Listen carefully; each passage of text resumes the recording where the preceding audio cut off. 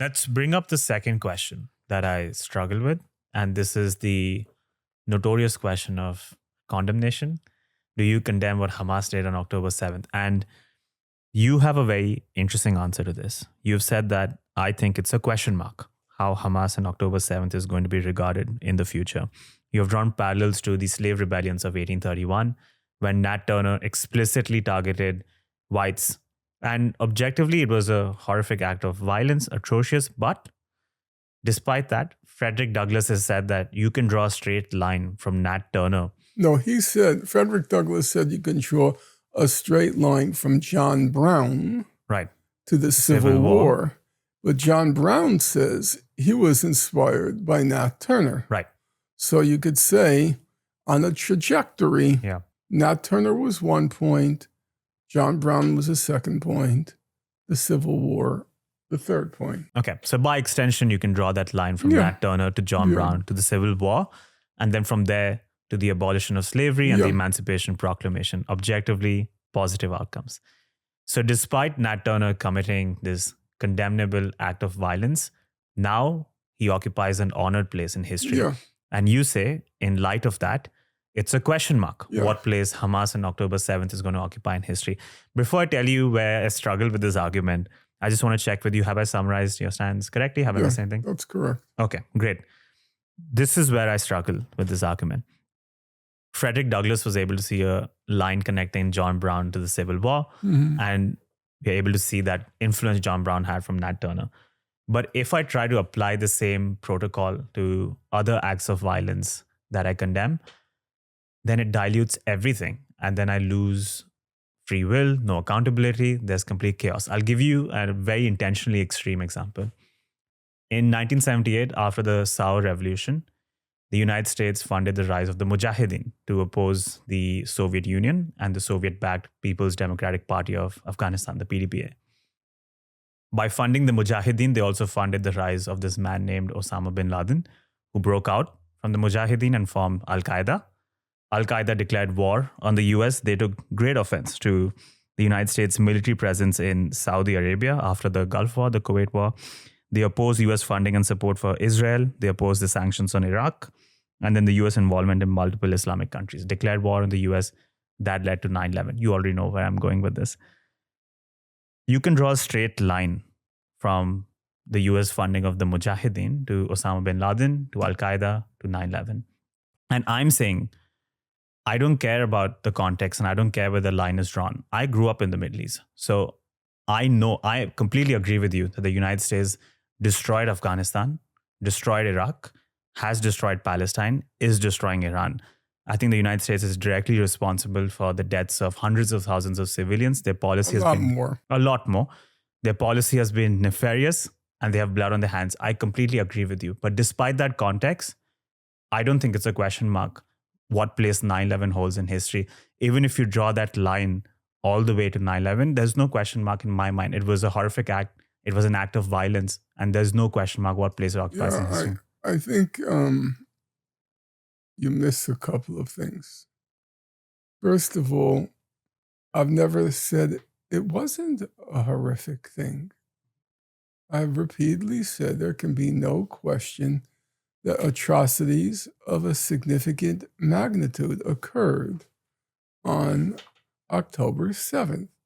As of now, people still debate to what extent Israel was responsible for the atrocities on October 7th. I would say based on the currently available information, the only reasonable conclusion is that overwhelmingly the civilian deaths that occurred on October 7th were due to the actions of Gaza militants. Mm-hmm.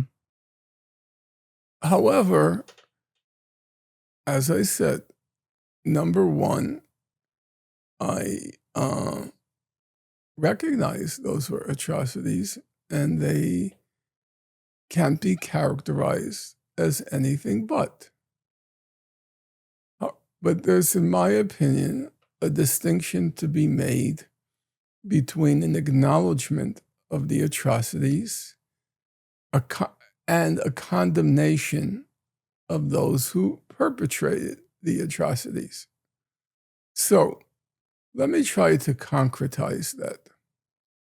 We have the case of Nat Turner. He's born a slave. And it happens he's a very smart guy. It is. Everybody said about Nat Turner, white and black. They all said, that Nat's a very smart guy. The fellow who famously wrote his confession, there was the Confessions of Nat Turner. He said that he rarely met a person, black or white, who was as smart as this guy. Okay? And Nat Turner was not unaware of his natural gifts, those endowments from God or from whoever you believe they came. And he knew that, bar a miracle, he would never be able to realize any of his gifts, any of his talents. He was born a slave, he would live as a slave, and he was going to die as a slave. Now, in his mind, there was no other option than to commit some sort of mass killing in order either to inspire an uprising or to foment an uprising or to transmit a message to the white population that if you don't end this slavery, this is what you risk. This is what's on the horizon for you. He thought those were the only two, that was the only option for him. Kill all white people, though he said later, and nobody disputes it, he said once we got a firm grounding, he would stop killing whites, innocent whites, civilians.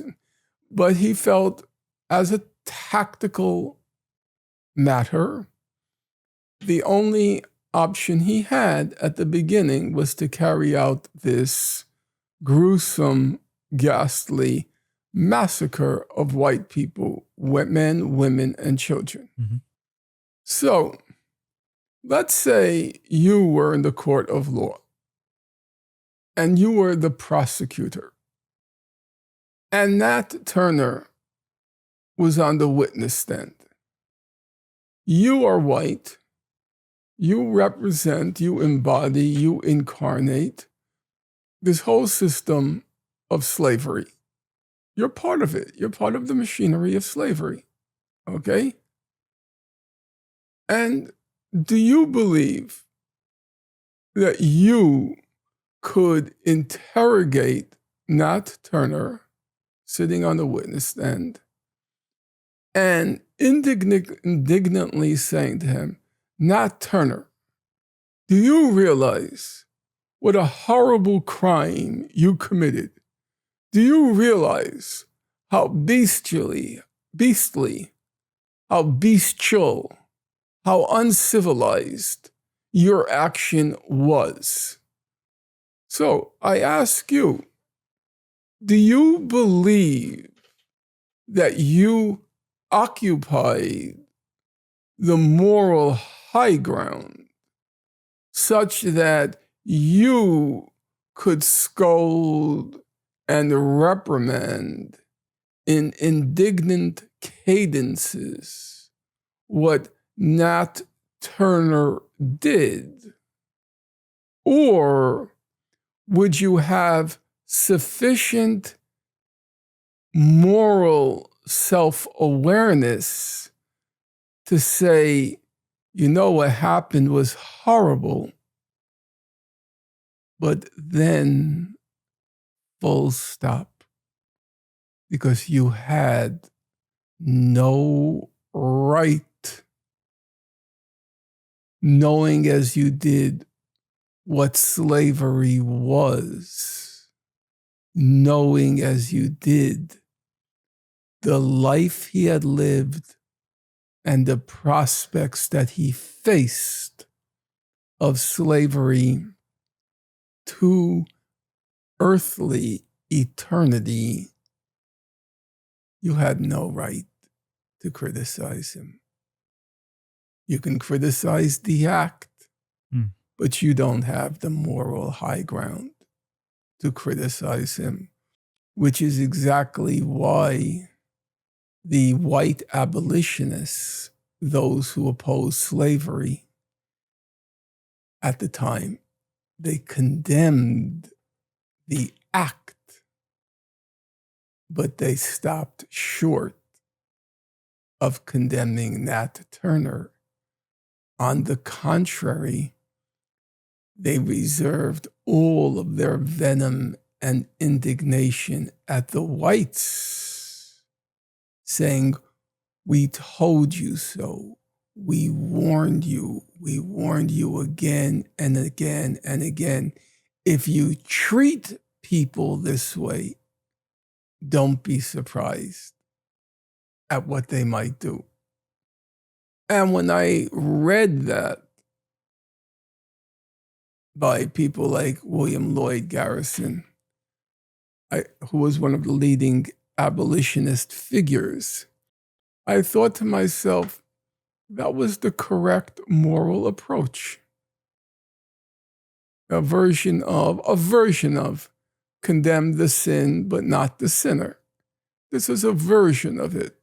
You can condemn what was done, but you don't have the moral high ground to condemn the perpetrators, because I spent a large part of my life, a small part of which can be seen here, just reading the reports on Gaza and what was being done to those people.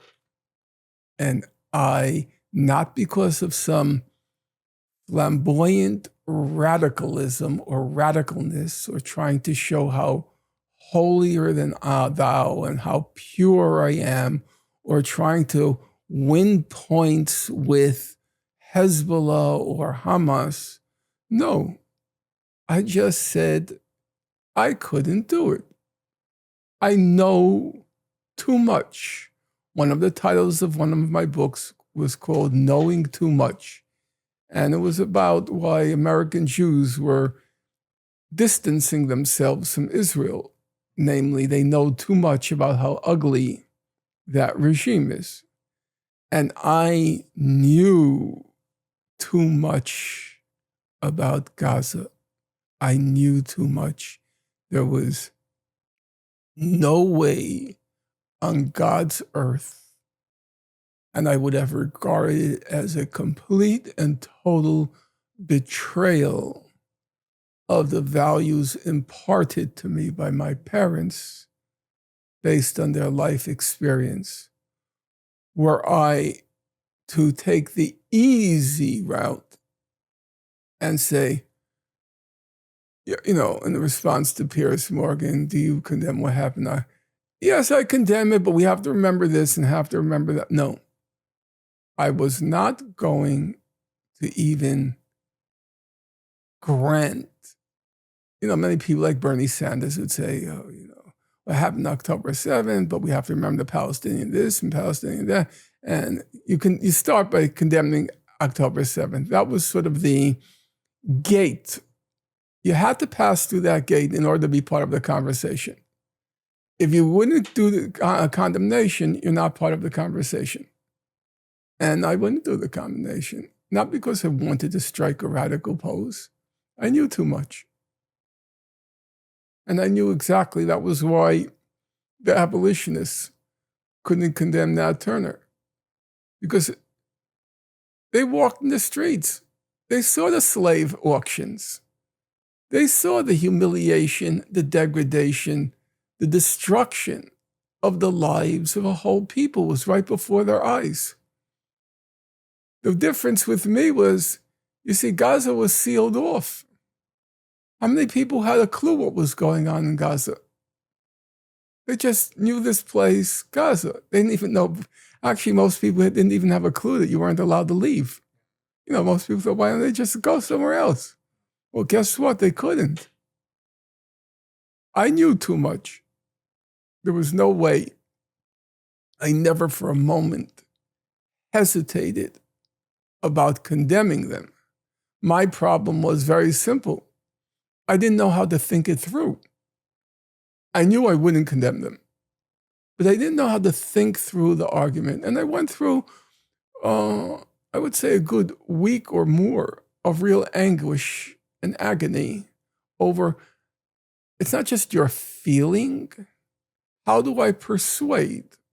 How do I convince that mine is the correct approach? And that took time to think through. It did.